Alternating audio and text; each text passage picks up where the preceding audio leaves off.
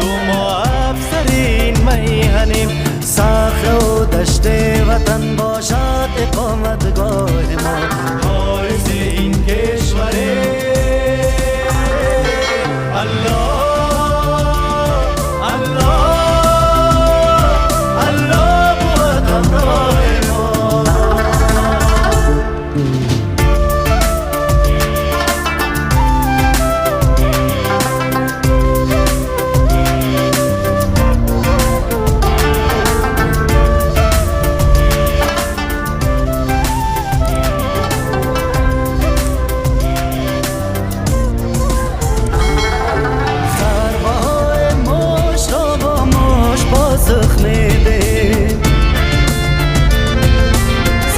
اشارت را باید انگشت پاسخ میدیم.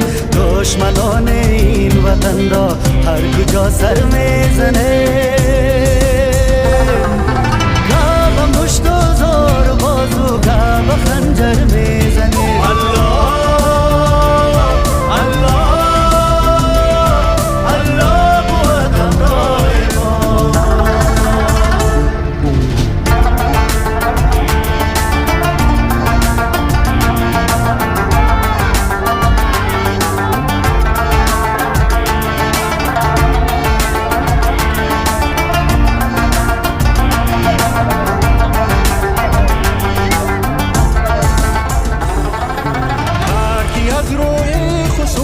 سوی ما سنگ افکند،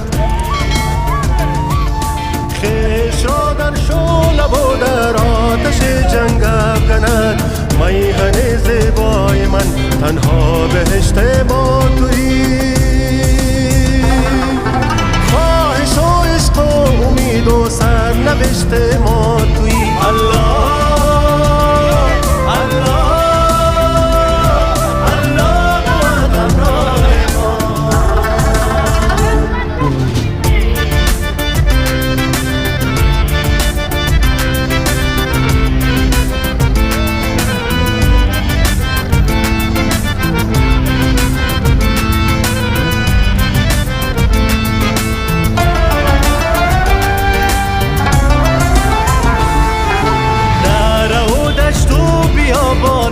تو باشد جان ما،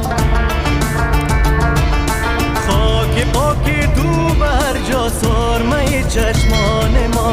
ای وطن ای میهنم آباد میخواهم تو را،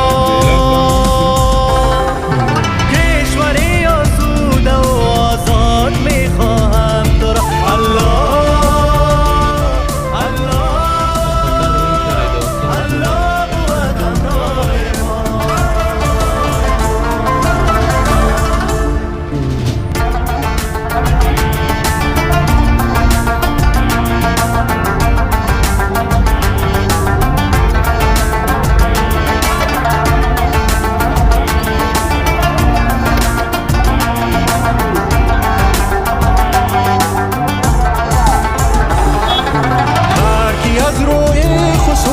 سوی ما سنگ افکند،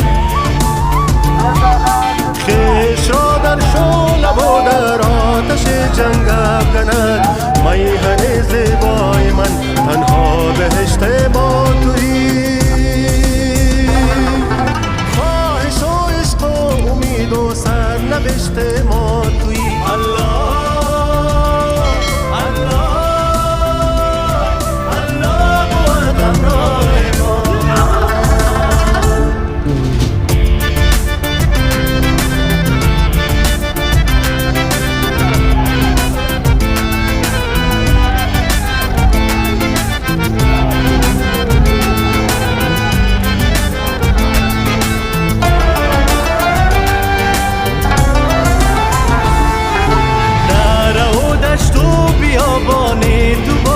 جان ما،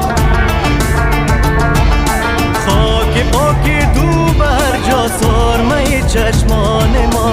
ای وطن ای